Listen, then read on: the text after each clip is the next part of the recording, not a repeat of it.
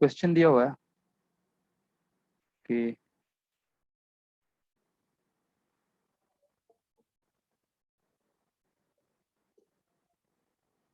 ए से दी गया है along this path,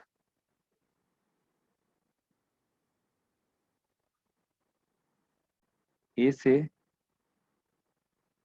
पॉइंट भी गया है, ठीक है, along this path, and then it has came back to point C, लेकिन ये स्ट्रेट पाथ के along चला है।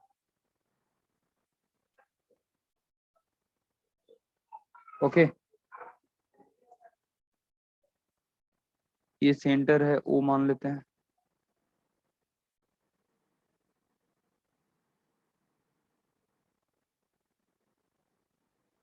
This is your radius r. तो बोल रहा है कि find the distance and displacement. ये एंगल दिया आपको 60 डिग्री, π/3।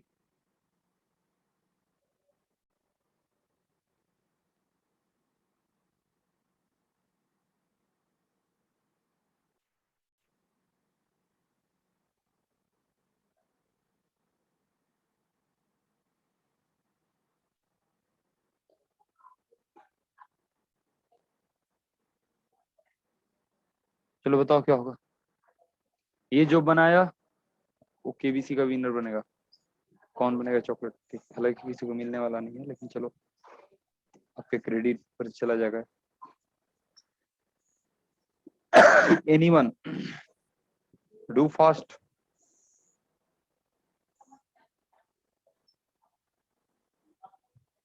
फास्ट फास्ट, सोचना नहीं है, जल्दी से करो।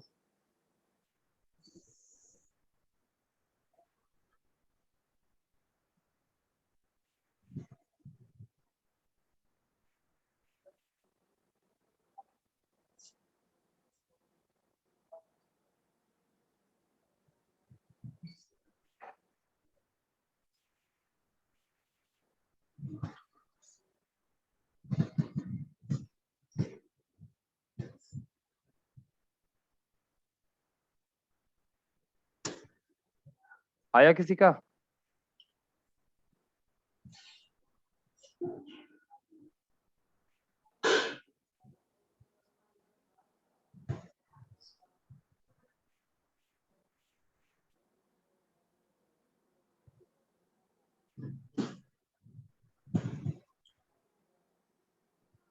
कोई यार बताओ, जल्दी बताओ, इतना लेट करोगे? ए यश, अगर मौसा जी से बात करे तो मत कीजिए, क्योंकि यश बार बार कॉल कर रहा है मेरे पे। अब बात कर लीजिए। हम ठीक से उससे बात नहीं किए हैं, हम ठीक से उससे बात नहीं किए हैं, बोले अभी क्या।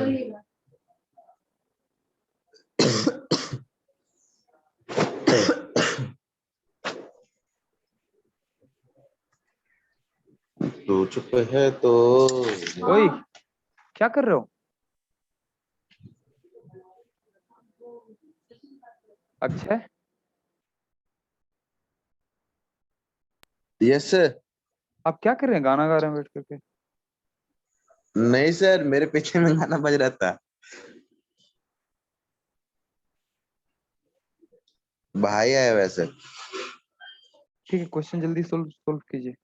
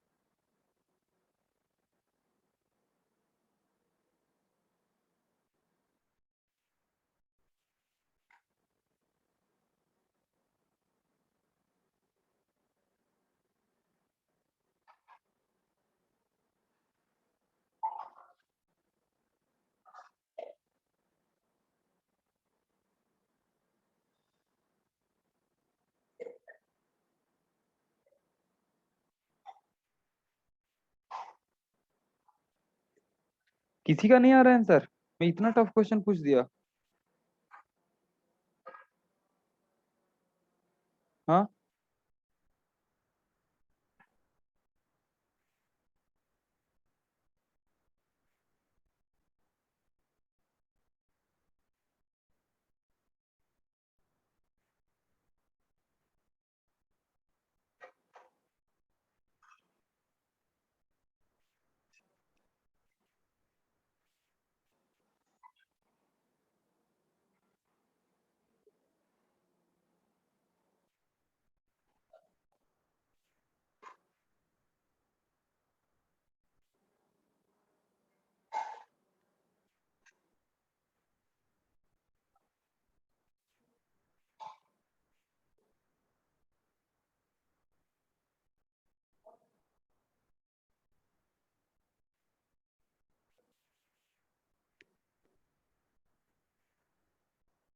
चलो मैं बनाता हूँ फाइनली, आप लोग बनाने से रहे, पता नहीं क्या कर रहे हो यार सब बैठ करके।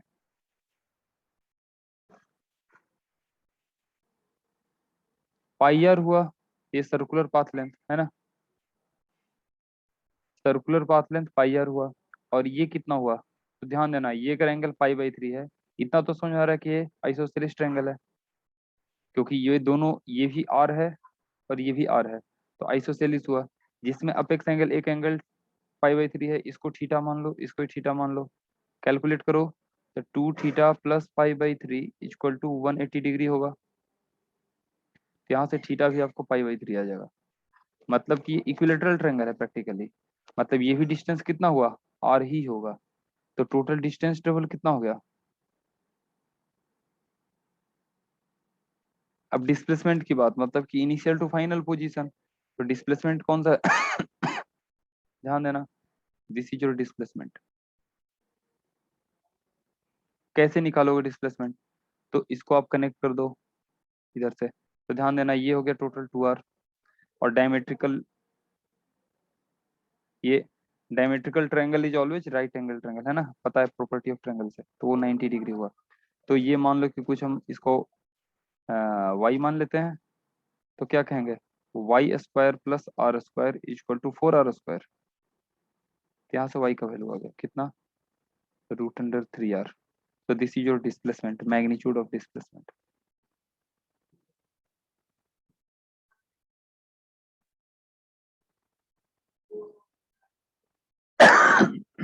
तो रेशियो पूछ रहा था डिस्टेंस टू डिस्प्लेसमेंट, तो answer will be how much.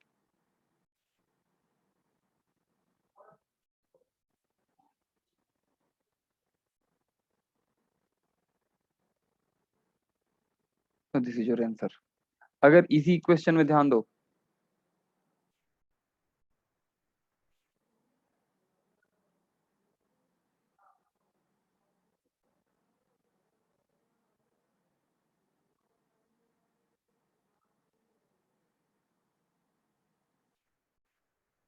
if a is taken as origin,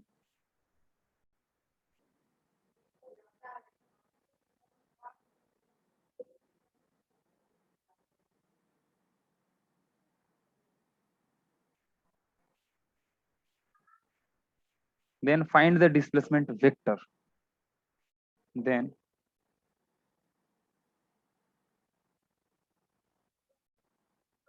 find the displacement vector।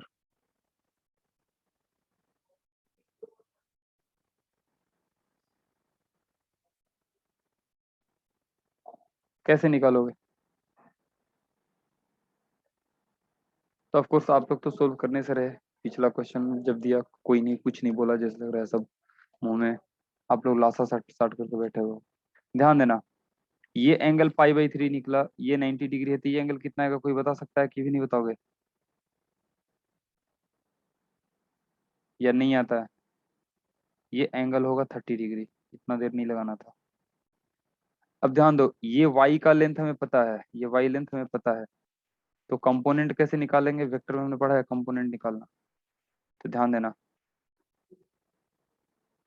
अगर कोऑर्डिनेट सिस्टम में बना दूं, और ये सब बहुत बेसिक क्वेश्चंस हैं, ठीक है, आपको पूछा जाता है एक कॉम्पिटिटिव एग्जाम में, स्कूल एग्जाम में, सब जगह पूछा जाता है सब, ठीक है, you must know these thing.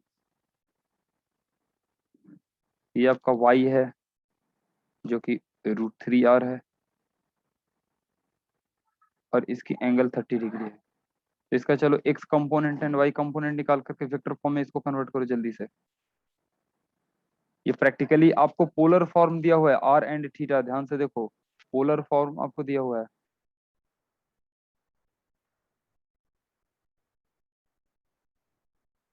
और इसकी वैल्यू दिया है कितना, √3r and theta equal to 30 degree. ये दो चीज आपको दिया हुआ है, अब इसका वेक्टर फॉर्म में कन्वर्ट करना है। तो वेक्टर फॉर्म क्या होता है बताओ, इसका r हम लोग लिखेंगे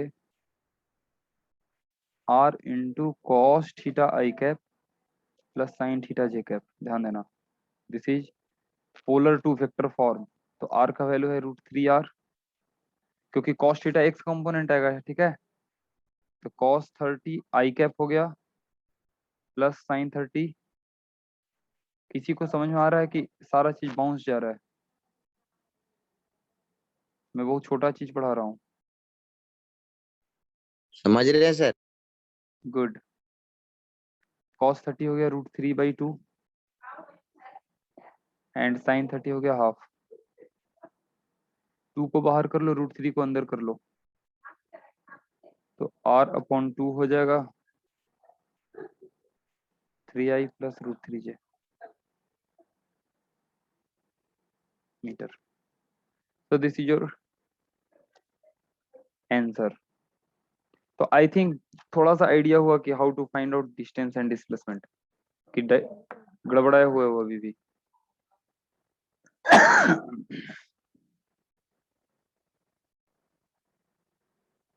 चलो थोड़ा सा अब हम लोग स्पीड एंड वेलोसिटी की बात कर लेते हैं।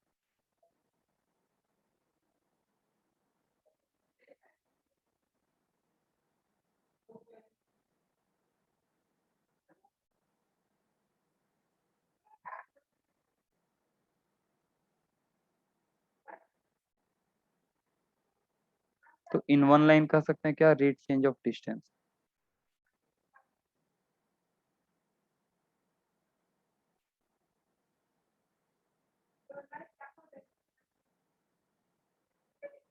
Okay, rate change of distance आपका ये स्केलर क्वांटिटी है।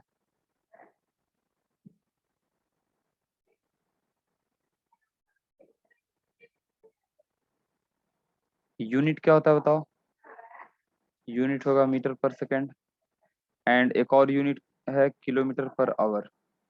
रिलेशन क्या है बताओ? हाँ, 1000/3600 मीटर पर सेकेंड। तो ये करोगे तो क्या आ जाएगा?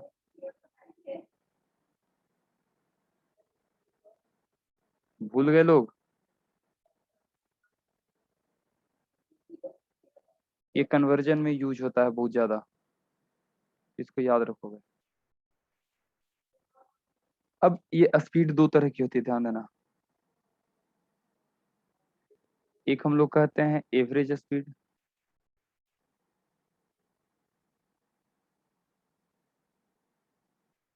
Which is nothing but the total distance by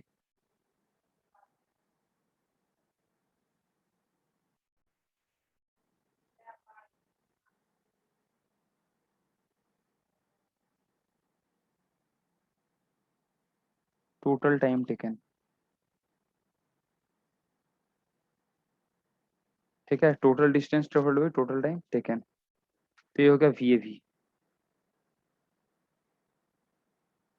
and एक V इंस्टेंटेनियस कहते हैं, लेकिन instantaneous speed.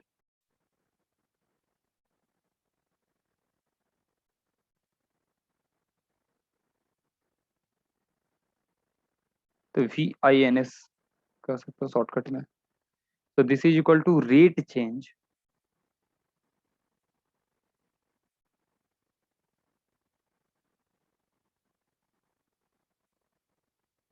Change of distance at any moment of time.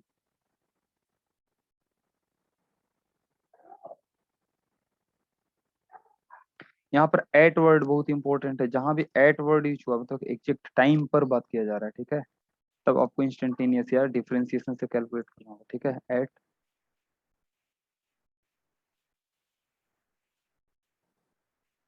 Eight any moment of time.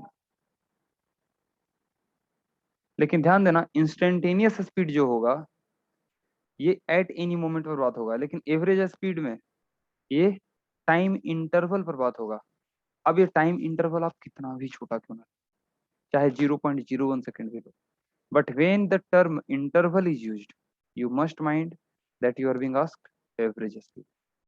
But जहां पर एट एनी टाइम की बात की जा रही है तो जान जाने कि आपसे क्या पूछा जा रहा है, इंस्टेंटेनियस स्पीड। क्लियर है सबको या किसी को डाउट है इसमें? डाउट बाकी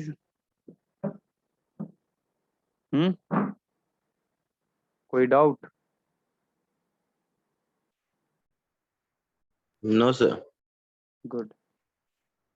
तो ध्यान देना, हम लोग बोलते हैं इट इज कैलकुलेटेड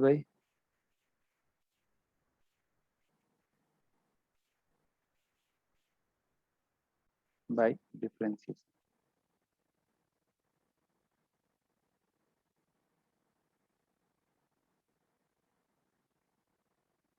ठीक है, तो v इंस्टेंटेनियस हम लोग बोलेंगे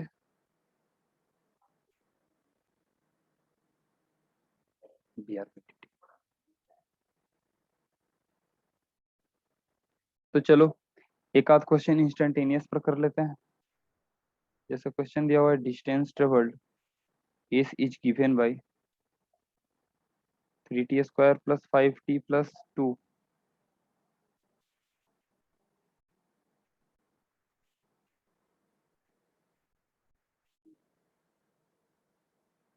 find the speed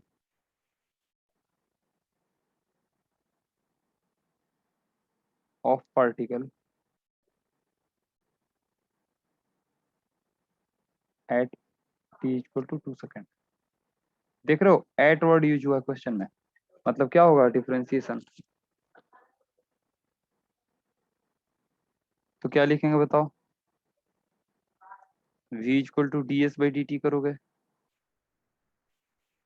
which is equal to 6t plus 5 at कितना t equal to 2, v at t equal to 2 second कितना होगा बताओ, 6 × 2 + 5। तो ये आ जाएगा 12 5 17।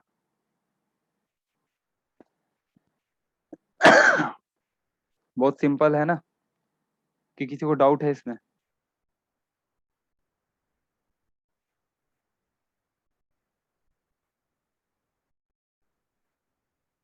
चलो ये थोड़ा सा बात पहले थोड़ा सा वेलोसिटी पर भी बात कर लेते हैं, उसके बाद ही आगे देखेंगे बेटर होगा। तो वेलोसिटी को हम लोग कहते हैं क्या बताओ,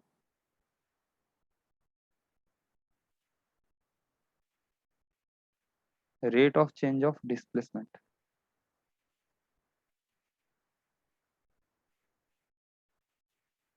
ठीक है, इसकी खासियत क्या है भैया, ये वेक्टर क्वांटिटीज का डायरेक्शन भी होगा।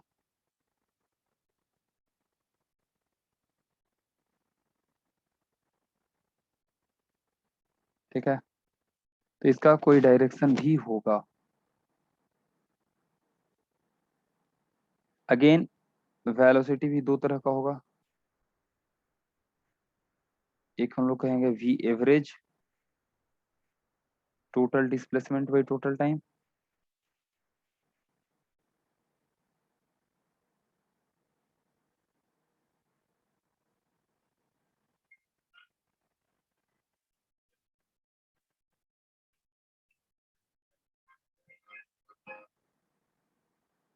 एंड सेकेंड होगा आपका वी इंस्टेंटेनियस, दिस इज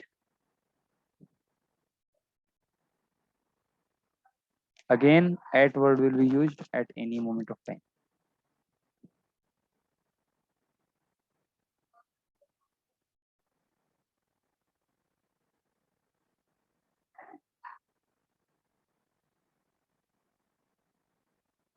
कुछ बात समझ में आई।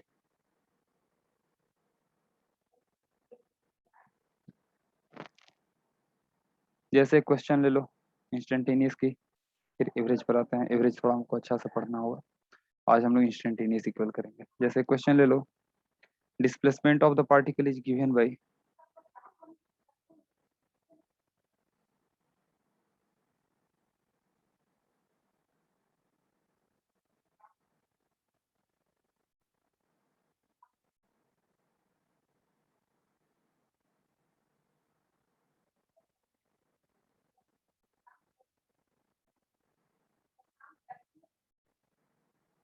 फिर a omega and phi are constant.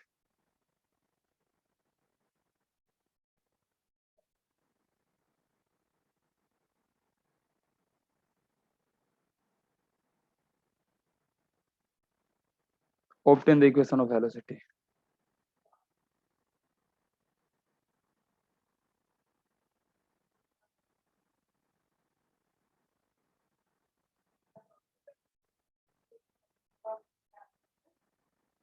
कोई बता सकता है?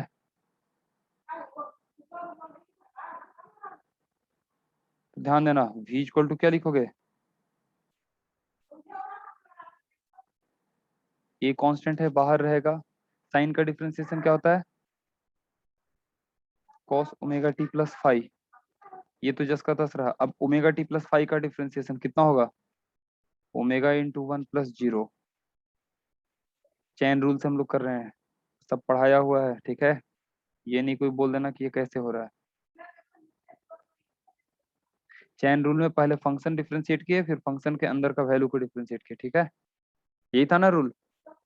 तो ये हो गया आपका वेलोसिटी की इक्वेशन, ठीक है। चलो क्वेश्चन दिया हुआ है x इक्वल टू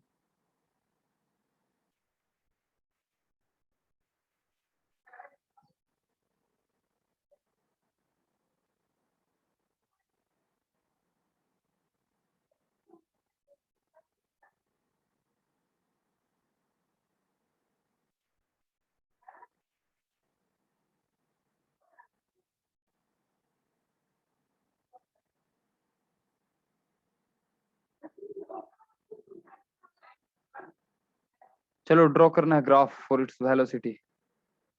ये लास्ट क्वेश्चन है। तो पहले तो हमें ध्यान दो, साइन पाई प्लस टी है ना। कौन सा क्वाड्रेंट में जा रहा है? थर्ड क्वाड्रेंट में, पाई प्लस थीटा है ना। तो थर्ड क्वाड्रेंट में साइन निगेटिव होता है, तो y का वैल्यू हमारा हो गया, सॉल्यूशन में चल रहा हूँ, ध्यान देना, -2 साइन टी। अब आ जाओ, हमें वेलोसिटी चाहिए, तो v इक्वल टू क्या हो जाएगा? dy by d T. Differentiate करोगे तो यह साइन टी है, बहुत सिंपल है, तो -2 cos टी हो गया सिंपली, है ना। अब cos टी का ग्राफ क्या बनेगा बताओ? तो ध्यान देना, कोई भी फंक्शन को माइनस से मल्टीप्लाई करते हो, माइंड रखना, कोई भी फंक्शन को अगर माइनस से मल्टीप्लाई कर दिए पूरे में, तो वो एक्स एक्सिस के अबाउट मिरर इमेज बनता है, एक्स एक्सिस के अबाउट मिरर इमेज। तो अगर cos टी का ग्राफ बनाओ तो आपको बनने वाला था 20, ठीक है। ये cos टी का ग्राफ हुआ, लेकिन v में हमने माइनस भी कर दिया, मतलब -2 cos टी कर दिया, ठीक है। तो निगेटिव हो गया, तो अब ग्राफ क्या हो जाएगा बताओ?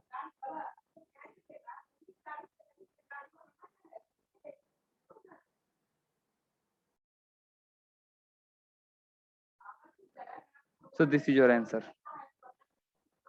अब इसकी कोई जरूरी नहीं है, हटा दो इसको यहाँ से, ठीक है। तो this is your VT graph, velocity versus time graph. और ये मैक्सिमम वैल्यू कितनी होगी बताओ? मैक्सिमम वैल्यू कितनी है? 2। मिनिमम वैल्यू -2, क्योंकि velocity can be positive, negative, zero. Again अगर डिस्टेंस डिस्प्लेसमेंट की बात करूं, तो उसी तरीके से distinguish between the velocity and speed, आपको ये खुद से करना है।